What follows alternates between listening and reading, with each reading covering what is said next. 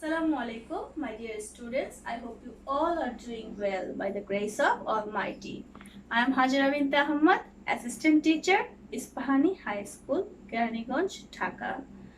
আমি তোমাদের গত ক্লাসে পড়িয়েছিলাম ইংলিশ ফর টুডে সপ্তম শ্রেণীর এই বইটি, যেখানে আমি পড়িয়েছিলাম ইউনিট নাম্বার 4, লেসন নাম্বার 4 এ ফিক্সড প্রাইস শপ।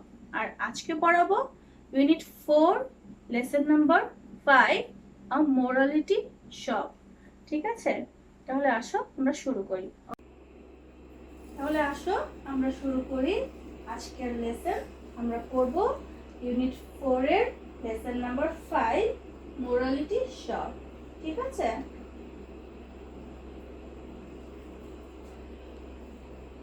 আচ্ছা দেখো, লেসন নাম্বার 5 আছে আমাদের মোরালিটি শপ। এখানে কিছু কিওয়ার্ডস আছে, মানে গুরুত্বপূর্ণ কিছু শব্দ আছে। আমরা সেগুলো তোমাদের পর্যায়ক্রমে সলভ করে দিব। আমি শব্দের অর্থগুলো বলে দিব। এখানে আছে প্রাইস ট্যাগ, কনসিয়েন্স এবং prick. Read the conversation to know about the morality shop, then answer the following questions. Morality shop মানে হচ্ছে নীতিমূলক দোকান। ঠিক আছে, দেখো শাহানা মানে কে? ওই যে বলেছিলাম শাহানা হুদা, যিনি হচ্ছেন টিচার। সে বলছে, today I am going to tell you about a new kind of shop. আজকে আমি তোমাদেরকে বলতে যাচ্ছি একটি নতুন ধরনের দোকান সম্পর্কে। Where there will be no shopkeeper, যেখানে কোনো ধরনের কোনো দোকানদার থাকবে না। কি ভাবছো? অবাক করা বিষয় না? হ্যাঁ দেখো, the price of each item or thing will be written on a small piece of paper. তাহলে প্রত্যেকটা পণ্যের দাম কি করা থাকবে? যে পণ্যটি আছে সেটির গায়ে একটি ছোট্ট কাগজের চিরকুটের মধ্যে লেখা থাকবে, কাগজের টুকরোর মধ্যে লেখা থাকবে। You will pick an item you like. তুমি একটি পণ্য পিক করবে মানে তুলবে, তোলা। পিক মানে তোলা। Look at the price tag, এবং দামের যে চিরকুট বা দামের যে টুকরোটি আছে, কাগজের টুকরো, সেটি দেখবে। and put the money, এবং টাকাটি রাখবে। টাকা রাখবে কোথায়? দেখো, in the box kept there, মানে দোকানে একটি বক্স থাকবে যেখানে তোমার টাকা রাখা লাগবে। সেই পণ্যের দাম যেটা লেখা থাকবে কাগজে, সেই দামটি দেখে সেই নির্ধারিত দামের টাকাটি তোমাকে সেই বক্সের মধ্যে রাখা লাগবে। and the thing is now yours, এবং সেই পণ্যটি তখন তোমার হয়ে যাবে। কেমন মজা লাগছে না? The students are not clear about this kind of shop. মানে ছাত্রছাত্রীরা এই ধরনের দোকান সম্পর্কে কোনো মানে ধারণা নাই তাদের, তারা ক্লিয়ার না, তারা পরিষ্কার কোনো ধারণা তাদের নেই। They know that a shop always has a shopkeeper. তারা জানে যে একটি দোকানে সবসময় একটি দোকানদার থাকে। So they are confused. তাই তারা কনফিউজড হয়ে গেল। কনফিউজড মানে হচ্ছে দ্বিধায় পড়ে যাওয়া, তারা চিন্তায় পড়ে গেল, তারা দ্বিধান্বিত হয়ে গেল। কনফিউজ মানে কি? দ্বিধান্বিত হওয়া। শিলা হচ্ছে একজন স্টুডেন্ট। সে কি বলছে? ইন দ্যাট কেস, এই ক্ষেত্রে, কেস মানে ক্ষেত্রে, someone may take a thing and go away without paying. মানে এই ক্ষেত্রে তো কেউ একজন হয়তো একটি জিনিসকে নিল এবং চলে যাবে টাকা না দিয়ে, এরকম তো হতেই পারে। তখন শাহানা বেগম কি বললো? দেখো, শাহানা বলছে, nobody will do it. এরকমটা কেউ করবে না। if anybody does, যদি কেউ এরকম করে, it will be stealing. এটা একটি চুরি হয়ে যাবে, এটাকে চুরি বলা হবে, চুরি করা বলা হবে। তখন রাতুল বলল, who will see them stealing? তাদেরকে কে দেখবে চুরি করতে? stealing মানে চুরি করা। শাহানা বলছে, কনসিয়েন্স মানে কি? বিবেক। শাহানা কি বলছে? বিবেক দেখবে তাদের চুরি করতে। Do you know what conscience is? তোমরা কি জানো বিবেক কি জিনিস? কি বিবেকের জিনিসটা আসলে কি? ওকে, আচ্ছা ঠিক আছে। there is something in your mind called conscience. তোমাদের মনে, তোমাদের মনে কিছু একটা আছে, তোমাদের ব্রেইনে কিছু একটা আছে, যেটার নাম হচ্ছে কনসিয়েন্স মানে বিবেক। It tells you whether your actions are right or wrong. এটা তোমাদেরকে বলে তোমাদের কার্যক্রম। অ্যাকশনস মানে তোমাদের কার্যকলাপ, তোমরা যা কিছু করো সারাদিনে সেটাই তোমাদের অ্যাকশনস। তোমাদের অ্যাকশনসটা কি রাইট মানে কি সঠিক, আর রং মানে কি ভুল, সেটা বলবে তোমাদের কে? মস্তিষ্কে বা মনে আসলে মাইন্ড মানে হচ্ছে মনে তোমাদের যে বিবেক নামক বস্তুটি আছে সেটি তোমাদের বলবে যে তোমাদের কার্যকলাপগুলো কি সঠিক হচ্ছে না ভুল হচ্ছে। ঠিক আছে, তখন স্টুডেন্টস বলল। আচ্ছা দেখো, তারপর হচ্ছে it tells you whether your actions are right or wrong. Is stealing a right thing or a wrong thing? Shahana জিজ্ঞেস করছে চুরি করা কি একটি ভালো কাজ না খারাপ কাজ? তখন স্টুডেন্টসরা বলছে রং থিং, খারাপ কাজ।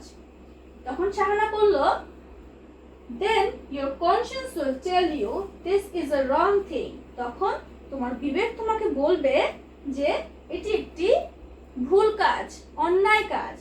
কি কোনটি? স্টিলিংটি মানে চুরি করা। you must do not to do it. you must not to do it. তোমার অবশ্যই এটি করা উচিত নয়। if you steal or do a bad thing, তোমরা যদি চুরি করো অথবা একটি খারাপ কাজ করো, your conscience will prick you and trouble you. তোমাদের বিবেকের দংশনে তোমরা কি হবে?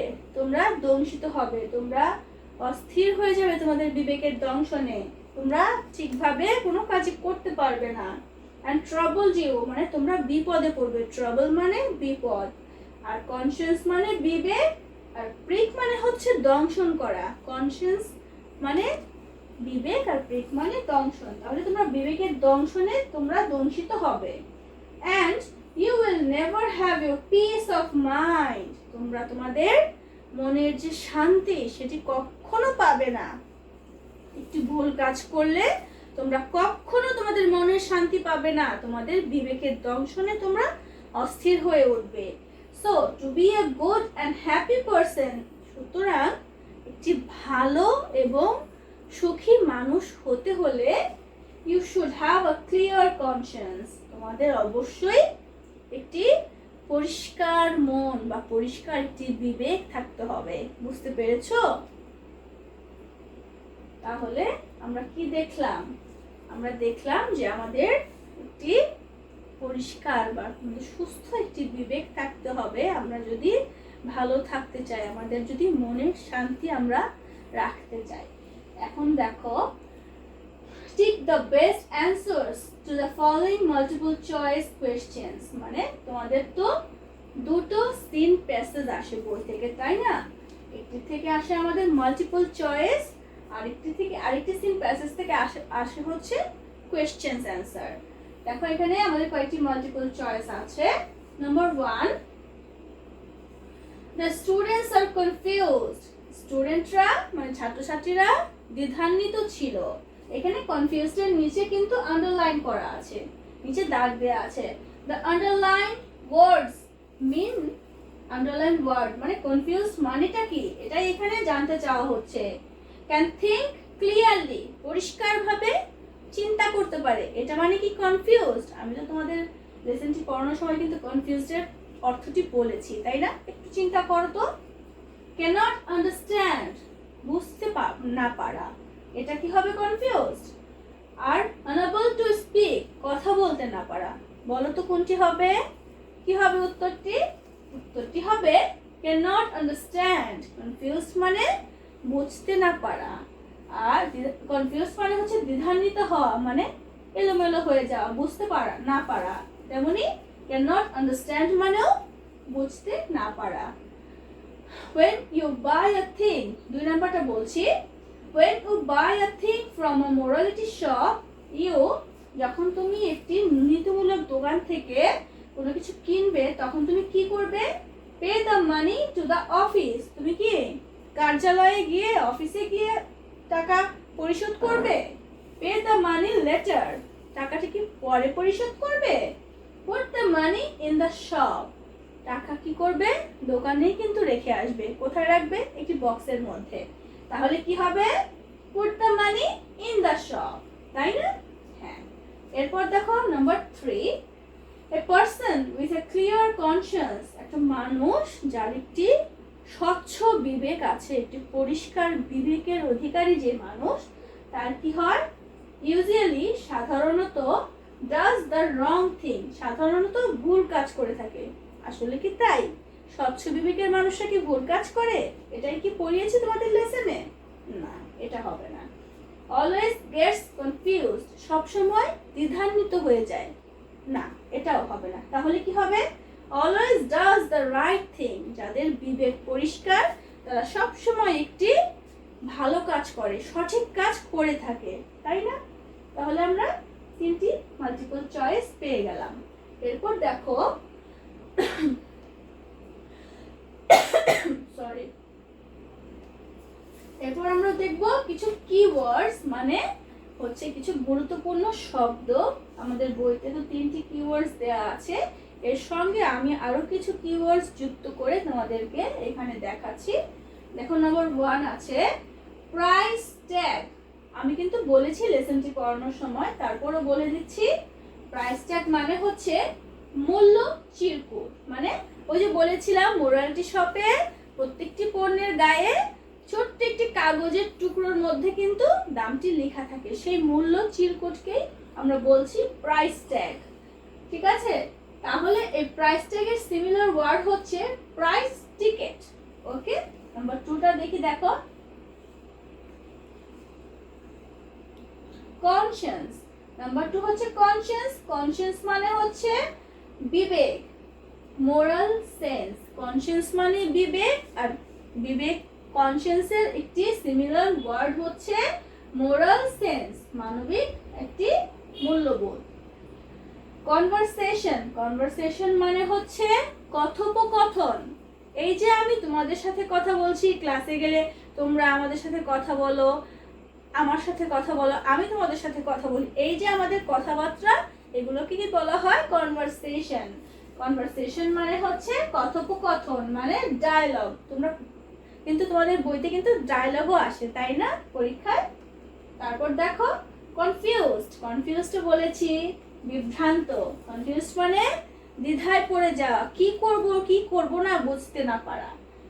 Not confirmed. কনফিউজড এর সিমিলার ওয়ার্ড হচ্ছে নট কনফার্মড, মানে আমি কোনো কিছু নিশ্চিত করে বলতে না পারা। এরপর দেখো অ্যাটাচড।